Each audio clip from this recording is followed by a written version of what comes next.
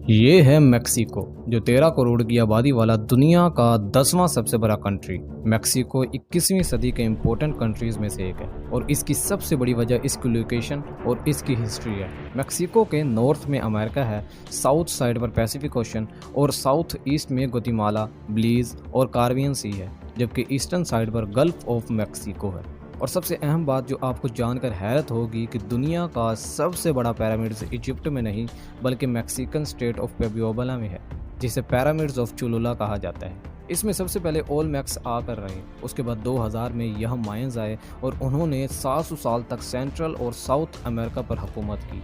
मायन civilisation अपने वक्त की एडवांस सिविलाइजेशन थी, जो आज भी किसी मिस्ट्री से कम नहीं।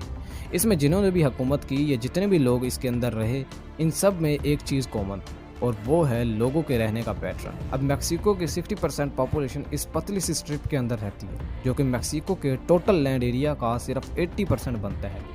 यानी कहने का मतलब ये है कि बाकी का 82% मेक्सिको बिल्कुल खाली है। इसकी वजह क्या है? आखिर ऐसा क्यों है कि हज़ारों सालों से इंसान एक छोटे से हिस्से में क्यों रहते हैं? आइए जानते हैं आज की इस वीडियो में। मेक्सिको के इस छोटे से हिस्से में क्यों रहते हैं, इसकी एक बहुत बड़ी वजह मेक्सिको की जोग्राफियाई, यानी मेक्सिको की सिर्फ 30% ज़मीन एग्रीकल्चर के काबिल है। मेक्सिको के नॉर्थ में इस सारे एरिया में खुश्क और रेगिस्तान है, जहां पर खेती बाड़ी करना, खाना उगाना सब नामुमकिन है। इसी तरह इसके साउथ साइड पर घने जंगलात हैं, जहां पर बहुत ज़्यादा बारिश होती है। यहाँ पर रोड्स बनाना या कुछ भी तामीर करना हो, उसके लिए खुश्क एरिया चाहिए, मगर यहाँ पर बारिश इतनी है कि यहाँ पर ये सब प्रैक्टिकली होना इम्पॉसिबल है। इसके अलावा कहीं भी ऐसा कोई रोड नहीं जहां कोई साइड किसी के साथ अटैच हो। ऑलमोस्ट 70% मेक्सिको पहाड़ों से कवर्ड है और इन पहाड़ों ने मेक्सिको के लिए अनफेवरेबल हालात पैदा किए हैं। सबसे मुश्किल काम तो ये है कि इन पहाड़ों को काट कर स्ट्रक्चर बनाना, और ये अच्छा खासा महंगा काम भी है। मेक्सिको के सेंट्रल साइड जहां पर लोग रहते हैं, उसके अलावा नॉर्थन और वेस्टर्न साइड दोनों तरफ पुलिस और मेक्सिको की गवर्नमेंट का यहाँ पर कंट्रोल करना काफ़ी मुश्किल है।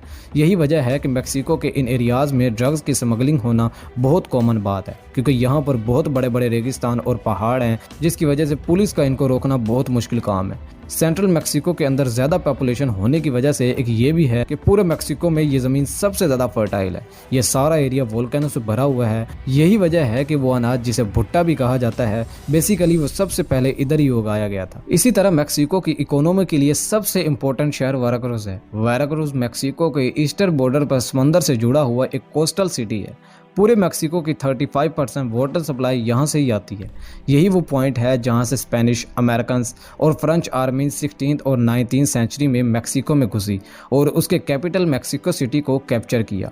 मेक्सिको सिटी के आसपास बहुत बड़ी माउंटेन रेंज है, जो उसे एक्सटर्नल अटैक से प्रोटेक्शन तो देती है, मगर ये पहाड़ मेक्सिको की कोस्टल लाइन प्रोटेक्ट करने में एक बहुत बड़ी रुकावट भी है। इसीलिए 20th सेंचुरी से पहले मेक्सिको एक्सटर्नल फोर्सेस के लिए बहुत ही वर्डेबल था। फिर 1873 में वेराक्रूज से मेक्सिको सिटी तक 200 माइल्स की इस डिस्टेंस पर बहुत ही मुश्किल से एक रेलवे ट्रैक बिछाया गया, और इसी टाइम पर मेक्सिको के पड़ोसी यूनाइटेड स्टेट में करीब 50,000 miles per rail road network बिछाया जा चुका था, क्योंकि अमेरिका की जोग्राफियाई मेक्सिको की निस्बत बहुत ही फ्लैट और ईवन थी, और इसी वजह से अमेरिका मेक्सिको से बहुत आगे निकल गया।